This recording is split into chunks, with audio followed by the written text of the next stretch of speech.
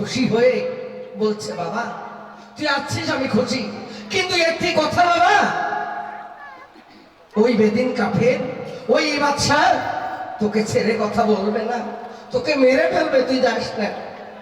মায়ের কাছে বলছে ছেলে, মা আমি সৃষ্টিকর্তার কাছে কথা দিয়ে আসছি, বাদশা নমরুদের কাছে যাইতে হবে, মা আমার স্বয়ং আল্লাহ আছে। এই কথা বলার পরে মা দুঃখিনী সন্তানকে জড়িয়ে ধরে বুকে গালে মুখে চুম্বন দিয়ে বলিতেছে, মা ওরে মায়ের মতো ধন ভাবে কেউ তো হবে না। আরে মা দুঃখিনী বলছে, বাবা বলি তোমার ঠাই, ওরে চল বাবা আমিও তোর সঙ্গে মা হয়ে যাই। বাবা তোর যদি বিপদ হয়ে যায় আমি মা হয়ে তোর সঙ্গে থাকবো। তখন বলছে, না তা হয় না, মা যে মায়ে হয়। এই কথা বলে ছেলেটা দৌড় দিয়ে যে মা দুঃখিনীর দুই চরণ দুই পা জড়িয়ে ধরে বলছে,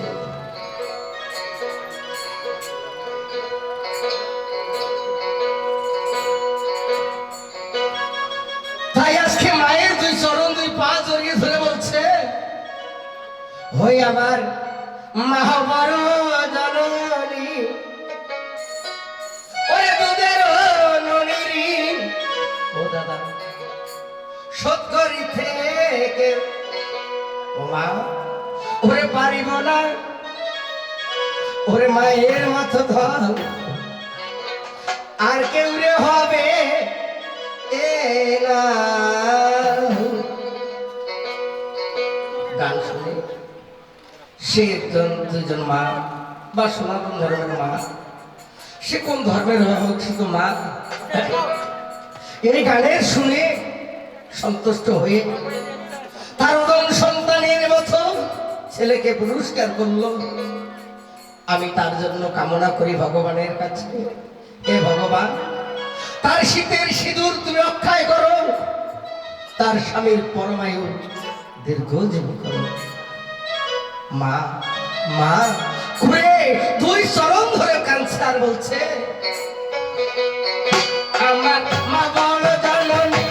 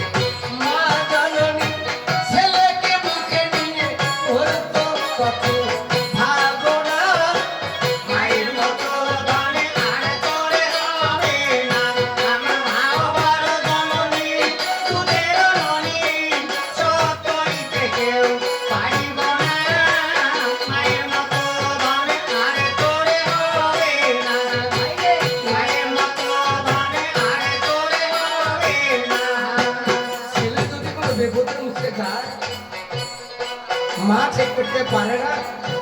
ছেলে যখন দেখতেছে যে মা দুঃখিনী পিছে পিছে ওই নেতা তো যায়, যাইও না যাইও না মানে পাঁচশো ধরা মানে হয়। ওখানে গেলে বাবা চোখ বেঁচে রাখবে না। মা বলছে তুই যাইস না। ওরে সন্তানরা তোমরা জেনে রাখো, সে হিন্দু হোক আর মুসলমান হোক, মা যদি কোথাও যাইতে নিষেধ করে তোমায় গিয়ে ওই জায়গায় যাইও না। জোর করে গেলে বিপদ যাইবে হইয়া। মা যদি নিষেধ করে বাবা ওই জায়গায় যাইও না, তবু যদি আমরা ছেলে হইয়া জোর করিয়া যাই ওই জায়গাতে বিপদ হবে দাদা, কোনো উপায় নাই। মায়ের বাক্য কখনো দাদা লঙ্ঘন হইতেই পারে না। মায়ের মতো ধরে আরে তোরে হবে না। আমার মাও বড় রমণী, দুধেরও ননি, শোধ করিতে কেউ পারিব না। মায়ের মতো ধরে আরে তোরে হবে না। মায়ের মতো ধরে আরে তোরে হবে না। মা যে কত বড় ধর, সামান্য মা বাবা যে কত ধর আমরা জানি না। মায়ের কাছ থেকে বিদায় নিয়ে ছেলেটা যখন ওই না দেখো বাদশার কাছে যায়, বাদশা বলছে কে তুমি আসলে এই না যে জায়গা। কে তুমি? বলে কেন আমি ইব্রাহিম। তখন বলছে কি ইব্রাহিম? যে ইব্রাহিম পালিয়ে গেছো আমার প্রতিমা ভেঙে। এই তোমরা কে কোথায় এসছো? এই বেটাকে ধরো। ইব্রাহিমকে জোর করে ধরলেন, হাতে পায়ে রশি দিয়ে বাঁধলেন। বাঁধার পরে দেখো এবার কিবা কর্ম করে। বলিতেছে সেদিন পালাইয়া গিয়েছিস মায়ের কোলায় ফিরে, আজকে তোকে কে রক্ষা করবে? হাতে পায়ে এবার রশি দিয়ে বেঁধে তখন বলছে আজকে দেখি তোকে কে রক্ষা করে। এই কথা বলার পরে সঙ্গে সঙ্গে বলছে ওরে সৈন্যরা আর দেরি করো না, যাও এই মুহূর্তে কাঠ কেটে নিয়ে আসো, গাছ কেটে নিয়ে আসো, ইব্রাহিমকে অগ্নিকুণ্ডে দহন করানো হবে। দেখি যাকে কোন আল্লাহ বাঁচায়। দেখছেন এই কথা বলার পরে সঙ্গে সঙ্গে চরম দুঃখিনী মা দূর থেকে দেখতেছে ইব্রাহিমকে মা এবার বেঁধে মাটিতে ফেলিয়ে রাখছে। তাই যখন গাছ কাটতে গেল ইব্রাহিমকে পোড়ার জন্য কোনো গাছ সেদিন শিকার কাটতেছে না। একটা গাছ ইব্রাহিমকে পোড়ানোর জন্য শিকার করলো। এই গাছটার নাম কি? আমার মামা আমিনুল ইসলামের কাছে জিজ্ঞাসা, আমার মামা আমিনুল ইসলামের কাছে জিজ্ঞাসা এই গাছটার নাম কি? এই গাছটা কেন মুসলমানের মধ্যে পোড়ানো যায় না?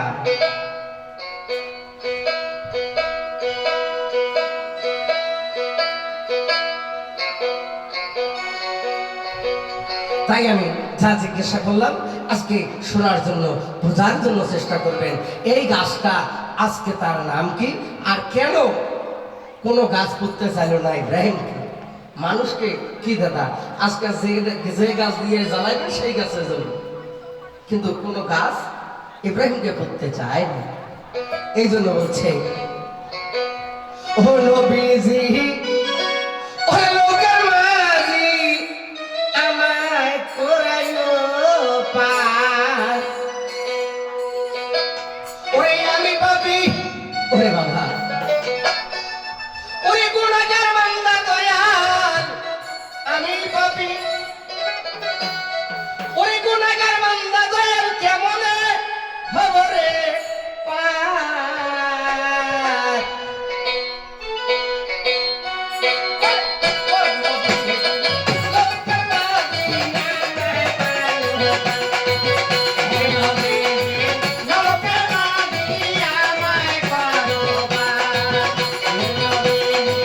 No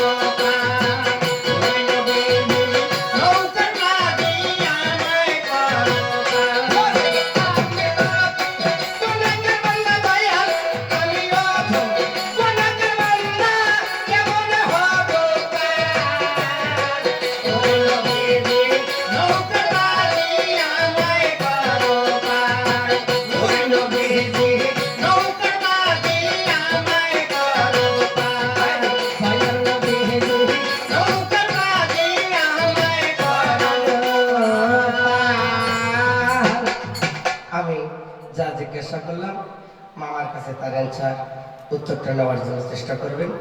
কারণ আজকে এনেই এখন থেকে গান গেলেন আমার মামা, আমি তাকে কিছু কইনি। যে হিসেবে আমার বক্তব্য এখন ওয়াজ শুরু করছে, বাংলাদেশের তোফাজ্জল মাওলানা ফেল, বুঝছেন? মনে করবেন বলে মিউজিক বা কথা বলা বা আলেমে সওয়াব হওয়া, ইয়ের বাপের একটা ব্যবসা আছে, বুঝছেন? ব্যবসার কথা শুনলে গেলে সামনে শুনতে উঠে মানে কবার আনছে বলে যে বাপের ব্যবসাটা প্রচারক কি করছে, মোর বাপ বলে জুতে সেলাই করছে। তো তোমরা তো সবাই জানে তোমরা মামা ভেঙে গান করি বেড়ায়, তাহলে আমার বাপ যদি জুতে সেলাই করছে, বংশে তো বংশের টানের সাগাই করে, কি বে তোমরা করবেন? মুসিবত সাগাই করবেন? হ্যাঁ না করবেন তো করবেন। মুসির ঘর যায়, ডোমের ঘর যায়, মেতনের ঘর যায়, যে বংশ সেই বংশ থেকে আত্মীয়তা করে। তাহলে এখন বোঝা গেছে আমার বাপ যদি জুতে সেলাই করছে, তাহলে আমার বাপ করছে। আমার বড় বিয়ে যেদিন তোর বাপের বিয়ে হচ্ছিল না, তখন তোর বাপের ওই জুতে সেলাই করবে না ছিল না, বিশাল অবস্থা ছিল, 7 তলা ডিগ্রি স্টিল গাই বসে বলছে প্যান্টার দম করে যাবে। হ্যাঁ, আমার বই মারা যাওয়ার পরে তোর বাপ আর একটা দ্বিতীয়তে বিয়ে করছে, নিকে করছে, তারে ঘরে সর্বতি জীব সতাল বোনের বেটা, তুই কি জানিস? সতাল বোনের বেটা তো তাও তো কি ভাগ্নে তো, তাও তো মোর বাপে যায়নি বলি ডাকা। হ্যাঁ, তাইলে একটা কথা, তোমরা এই কথাটা বিশ্বাস করছেন? কেবে তোমরা বিশ্বাস করেন? হ্যাঁ, মেলা নাম ফিরে যাই গেছে তা দেখে। কারণ এখন বোঝা গেল আমার বাপ যে জুতে সেলাই করছে, ইয়েরও বাপ জুতে সেলাই করছে। এখন দেখে জামাইয়ের কর্ম ঠিক আছে, শ্বশুরের কর্ম ঠিক আছে, পরে কি করছে জানেন? এবার বলে দিয়ে মোর বাপের বিয়ে দিয়ে দিয়েছে। আজকে ইয়ের বাপের আছে যে এবার সেই স্ট্যান্ডার্ড ব্যবসা। কেমন ব্যবসা করে? এদি দাড়ি টুপি পাঞ্জাবি শোক আছে, আপেল ফলের দোকান করে, একজন বুঝ করে দাদা আপেলের কেজি কত? বলে 110 টাকা, 100 টাকা বলে। ভাই তুই বিশ্বাস করবেন না, 100 টাকা